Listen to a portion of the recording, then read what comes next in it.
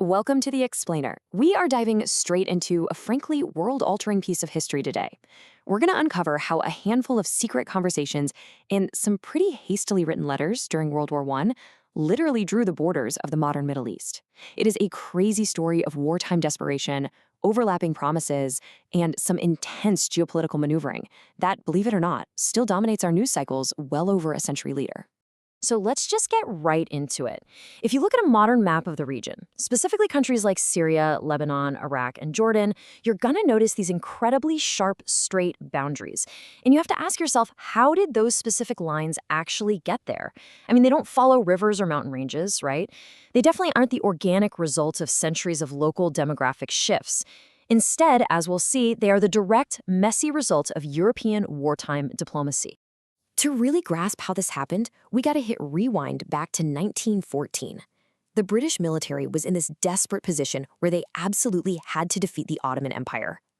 The Ottomans had just joined the First World War alongside Germany. And here's the kicker. They declared a jihad, or a holy war, against the Allied powers. Now, for the British, this wasn't just some regional military headache. This was a massive existential threat to their entire global empire. And here's why. 70 million. That is the number of Muslims living in British India at that exact time. It totally explains why London was in a state of sheer panic. The British desperately needed to counter this Ottoman threat to maintain the loyalty of those 70 million Indian Muslims, especially since so many of them were actively serving in the British Indian Army across major war theaters. So what do? They realize they need a really powerful counterweight. They need to lock down an alliance with influential Arab leaders.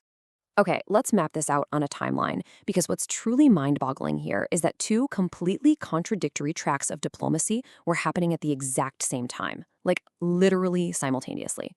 We've got public promises of Arab independence kicking off in July 1915. But then, just a few months later, in December, secret negotiations start up to carve up that exact same territory. We're going to walk through this timeline step by step to see exactly how this diplomatic train wreck actually went down. First up on the timeline, the McMahon-Hussein letters. Now, this wasn't one single formal treaty. It was a whole series of 10 letters exchanged between July 1915 and March 1916. On one side, you have Sir Henry McMahon, the British High Commissioner to Egypt. On the other, Hussein bin Ali, the Sharif of Mecca, who was a super influential Arab leader getting really fed up with Ottoman rule. It was your classic wartime quid pro quo. Sharif Hussein agrees to launch a massive Arab revolt against the Ottomans. In exchange, the UK agrees that once the dust settled and the war was won, they would recognize and guarantee a vast, independent Arab state. Sounds like a solid deal, right? Well, here is the massive catch. The British threw in this notoriously vague geographic exclusion. They promised all this independence except portions of Syria lying to the west of the districts of Damascus, Homs, Hama, and Aleppo. Now, the British would later claim this convoluted phrasing meant the Palestine region was excluded from Arab rule. But Arab leaders looked at the map and said, wait a second, Lebanon is west of Damascus, not Palestine. This one highly ambiguous sentence right here, it would become the root of bitter, agonizing disputes over the region for decades to come. Which brings us to the second track, the secret Sykes-Picot Agreement. Because while those promises of Arab independence were being signed, sealed, and delivered to Mecca, a totally different, ultra-secret negotiation kicked off in December 1915. You had British diplomat Mark Sykes and French diplomat François-Georges Picot quietly carving up the post-war Middle East behind closed doors. They weren't sitting there designing independent states, they were designing European spheres of influence, areas where a foreign power claims exclusive political or economic control. Basically, they were deciding who gets which slice of the pie the second the Ottoman Empire finally collapses.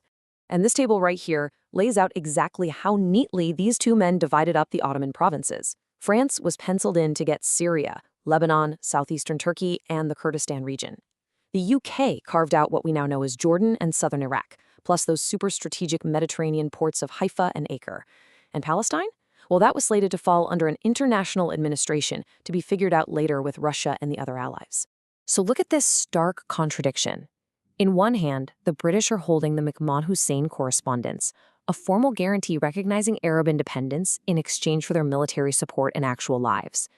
In the other hand, the Sykes-Picot reality, a secret pact dividing those very same territories into European imperial zones. You literally cannot honor both of these agreements at the same time. It's impossible. And that leads us to the Bolshevik leak. For a good while, London and Paris actually managed to keep this under wraps. But then, this explainer turns into a straight-up geopolitical thriller.